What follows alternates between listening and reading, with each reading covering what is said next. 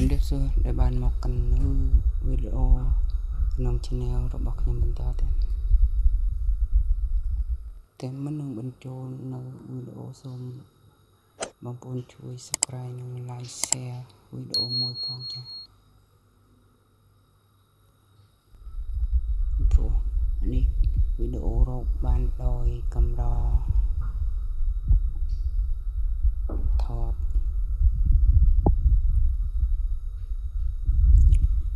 មិញបើថានេះងាងទៅត្រីទូចអត់មានត្រីធំ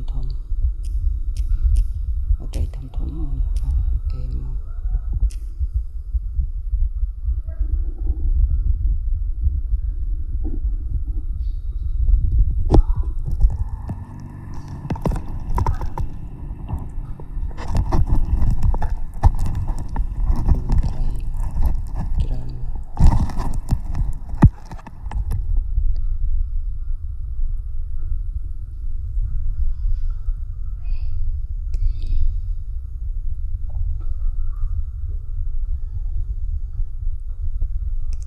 លើ MMO ដូចថ្មីដៃចាស់រកលុយតាមអនឡាញលើមិនងាយស៊ី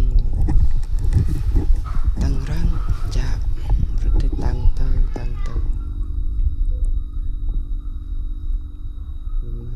មិនធូរប្រហែលឆ្នាំមិនអត់តែមានវីដេអូដាក់ឡើងបានលុយគ្រប់$100បើកលុយបានឥឡូវអត់តាមច្បាប់អនុវត្ត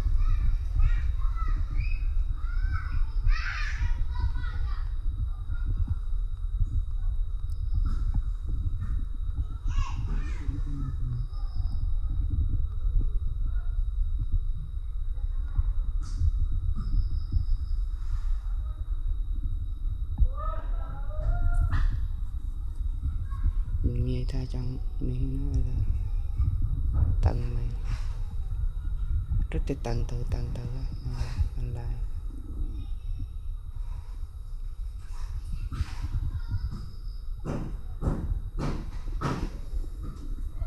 មិន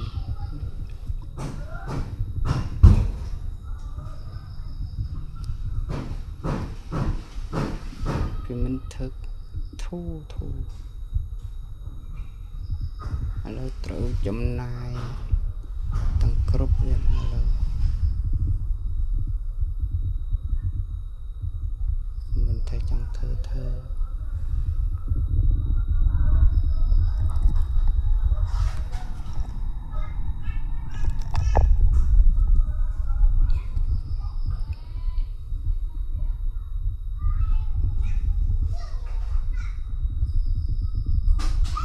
មើលអន3M ទៅ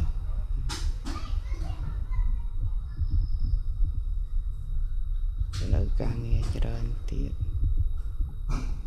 មិនដឹងមិនទៅមិន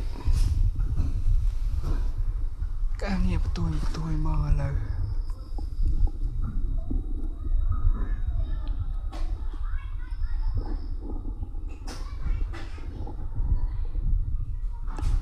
จึงលទ្ធផលធ្វើម្នាក់ឯង